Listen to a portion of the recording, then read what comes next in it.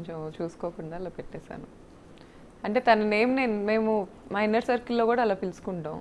కాటేశాడు okay కదండి sir లైఫ్లో. Okay ఒకసారి వాట్సాప్ చాట్ స్క్రీన్ షాట్ ఉంది, అది ఒకసారి ప్లే చేయండి. అందులో మీరు మెన్షన్ చేసింది ఏంటి అంటే అతను మీకు పెట్టినట్టున్నాడు బేసిక్గా ఈ డిస్ప్యూట్ అంతా వచ్చిన తర్వాత, మీ వ్యవహారం అంతా బయటకు వచ్చిన తర్వాత మిమ్మల్ని ఏదో రిక్వెస్ట్ చేస్తూ ఒకటి పెట్టినట్టున్నాడు. అందులో ఏంటంటే నేను పంపించిన మెసేజెస్ సార్, ఓకే తన నుంచి రిప్లై ఏం లేదు. ఆహా, అక్కడ డిస్ప్లే అవుతున్న మెసేజెస్ అని నేను పంపించినాయి. మీరు పంపించారు? నేను ఓకే పంపించినాయి. ఎందుకంటే ఈ రితు చౌదరితో ఎఫ్ఐఆర్ అనేది జూన్ 9న బయటపడింది నాకు, జూన్ దానికి ముందు. సో అప్పుడు అతను నాతో పెట్టుకున్న గొడవకి రితు గురించి నాతో చాలా సారీలు చెప్పించుకున్నాడు. ఇప్పుడు ఆగస్ట్లో చాట్లు చూస్తే అందులో మీకు అర్థమవుతుంది. రితుతో అతను అంటే నాకు యాక్చువల్లీ రితు తెలీదు, రితు చౌదరి అనే వ్యక్తి ఇన్స్టాగ్రామ్లో ఆ టైంలో తెలీదు. సో జబర్దస్త్లో ఒక 2-3 టైమ్స్ చూసినట్టున్నాను. ఆ వ్యక్తితో ఇతను రాత్రిపూట బయటకు వెళ్ళటాలు, ఇంటికి రాకపోవటాలు ఇవన్నీ చేయటం నాకు దొరికాడు. ఒకసారి ఫోన్లో నేను తీసుకొని ఎందుకు రాత్రులు రావట్లేదు నువ్వు ఇంటికి అని చూస్తే ఈ అమ్మాయితో చాటింగ్ చేస్తున్నాడు. ఇది 2023లో నా ప్రెగ్నెన్సీలో. ఆ రోజు అతను చాలా సీరియస్గా రియాక్ట్ అయ్యి నా పొట్ట మీద చేతులేసి తోసి చాలా అగ్రెసివ్గా వెళ్ళిపోయాడు. వేరే రూమ్కి వెళ్ళిపోయి మా నాన్నకి మెసేజెస్ పెట్టాడు, ఇంకా నాకు ఈ అమ్మాయి వద్దు, ఇంకా నేను పడలేను మీ అమ్మాయితో. సో మాకు ఫస్ట్ ఫిజికల్ అటాక్ అనేది స్టార్ట్ అయ్యి మహేష్ నేను వద్దు అని నా గొడవ జరిగింది రితు చౌదరి విషయంలోనే. ఇప్పుడు రితు చౌదరి అంటే ఇప్పుడు బిగ్ బాస్ లో ఉన్న ఆర్టిస్ట్ రితు చౌదరి. అవును, రితు చౌదరి.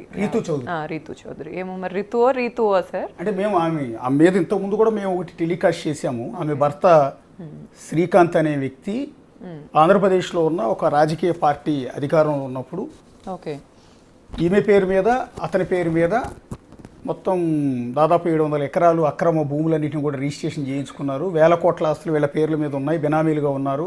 చాలామంది పెద్ద పెద్ద రాజకీయ నాయకులందరికీ కూడా రితు చౌదరి అండ్ శ్రీకాంత్ వీళ్ళిద్దరూ కలిసి గోవా వెళ్ళి గోవాలో ఉన్న ఒక ఫామ్ హౌస్లో ఈ సెటిల్మెంట్లన్నీ చేశారు, ఈ భూములన్నీ రిజిస్ట్రేషన్ చేయించారు అని రితు చౌదరి మీద గతంలో కూడా అలిగేషన్ వచ్చింది. ఆమె భర్త శ్రీకాంత్ కూడా బిగ్ టీవీ స్టూడియోకి వచ్చి మాట్లాడి వెళ్ళాడు.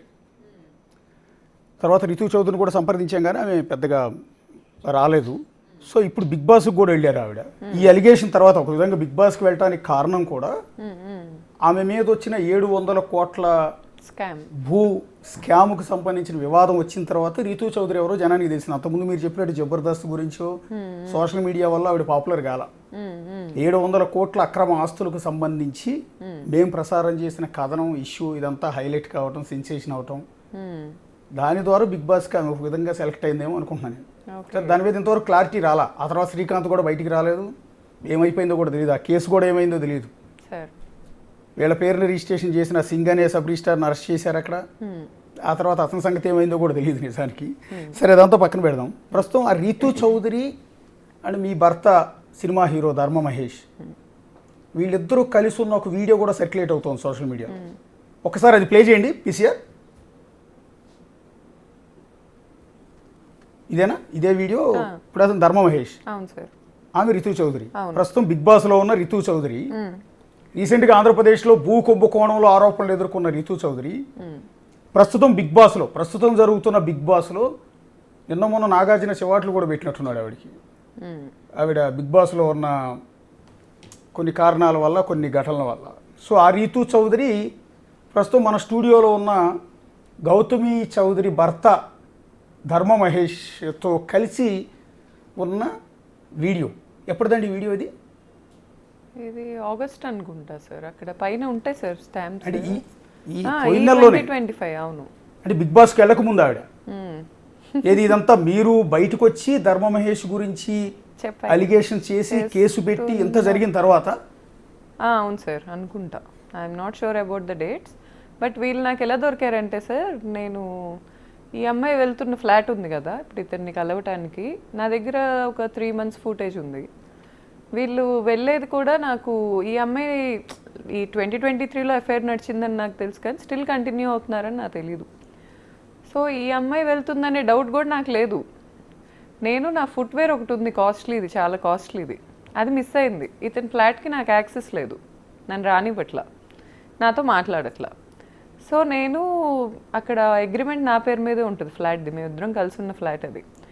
నా ఫుట్వేర్ చూసుకోవటానికి వెళ్ళా, సీసీటీవీ చెక్ చేసుకుందామని వెళ్తే ఈ అమ్మాయివి 1 కాదు 2 కాదు 10 రోజులు 20 రోజులు వస్తూనే ఉంది, డైలీ వస్తూనే ఉంది. అది కూడా timings night 1 to 4, okay, either 12:30 అలా స్టార్ట్ అవుతుంది రావటం. ఒక 4 hours 3 hours ఉంటుంది సార్, ఎక్కువ ఉండదు. మళ్ళీ వెళ్ళిపోతుంది. ఇతను ఏ అసిస్టెంట్లతో అయితే ఇతని అసిస్టెంట్లతో నన్ను తిట్టిస్తాడో భార్యని, అదే అసిస్టెంట్లని ఈ అమ్మాయికి బాడీ గార్డ్స్గా పెట్టి పంపిస్తూ ఉంటాడు. సో నేను కొంచెం ఎంక్వైరీ చేశాను అక్కడ స్టాఫ్ని, ఆ కమ్యూనిటీలో. వీళ్ళని పంపించేశారు కమ్యూనిటీ వాళ్ళు, ఓకే, పంపించేశారు ఇవన్నీ తెలుసుకొని. నేను అక్కడ ఉండననే వాళ్ళకి తెలీదు, ఫ్యామిలీ ఫ్లాట్ అనుకుంటారు మాది. నేను ఎంక్వైరీ చేస్తే వాళ్ళు ఏమన్నారంటే బ్లాక్ వెన్యూ కార్లో వస్తుంది మేడం ఆమె, బ్లాక్ వెన్యూ కార్ ఆవిడది, నెంబర్ కూడా ఉంది నా దగ్గర, నోట్ చేసుకున్నా. ఆ ఫుటేజెస్ కూడా ఉన్నాయి. రాత్రులే వస్తుంది, అర్ధరాత్రులు. సార్ కింద ఉండే స్టాఫ్ ఏం చెప్పారంటే మేడం వచ్చింది నోట్ చేయకూడదు, నోట్ చేస్తే ఊరుకోని బెదిరించారు.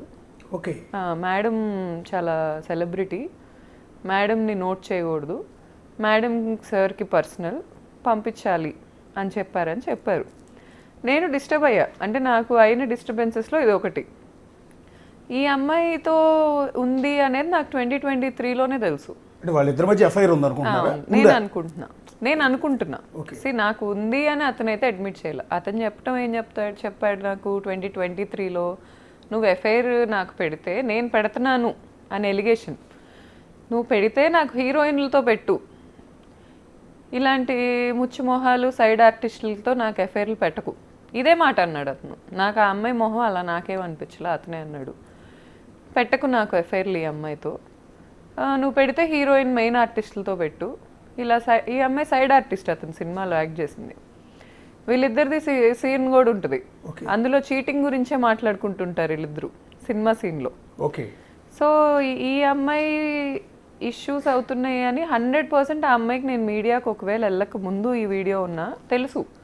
ఎలా అంటే 2023లో ప్రెగ్నెంట్ నేను అమ్మాయికి కాల్ చేశా. ఓకే, నాకు వాళ్ళిద్దరి మధ్యలో ఎఫ్ఐఆర్ నడుస్తుందని నాకు ర్యాండమ్ పీపుల్ చెప్పారు. తను ఇన్ఫ్లుయెన్సరే కదా, పబ్బుల్లో కనిపిస్తున్నారు వీళ్ళిద్దరూ, రాత్రిపూట కలిసి తిరుగుతున్నారు, కార్లో కనిపించింది ధర్మాతో, ఇలా చెప్తుంటే నేను ఫోన్ చేసి అడిగా, రితు ఏంటిది, ఇది నిజమేనా, నేను సర్టెన్ థింగ్స్ వింటున్నాను, ఇది నిజమేనా? అయ్యో చీచి, అసలు నువ్వు ఒక బిజినెస్ ఉమెన్ అని నాకు తెలుసు, నువ్వు చాలా తెలిసిన దానివి నాకు, నువ్వు ఒక ఇన్ఫ్లుయెన్సర్ అని నాకు తెలుసు, మీరిద్దరూ ఎప్పటి నుంచో నాకు తెలుసు, నేనెందుకు అలా చేస్తాను అనింది.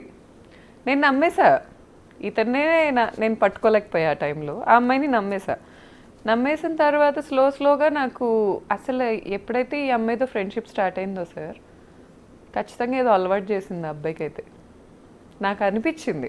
ఒక వైఫ్కే అర్థమవుతుంది హస్బెండ్ ఎలా ప్యాటర్న్స్ మారుతున్నాయి, హస్బెండ్ నైట్ ఎప్పుడు రావట్లేదు, కొత్తగా ఈ హ్యాపీ డెంటల్ తింటాం ఒకటి, ఈ హ్యాపీ డెంటల్ ఎందుకు తింటున్నాడు, సర్టెన్ థింగ్స్ ఎందుకు కవర్ చేసుకుంటున్నాడు, ఇవన్నీ నాకు డౌట్లు వచ్చాయి.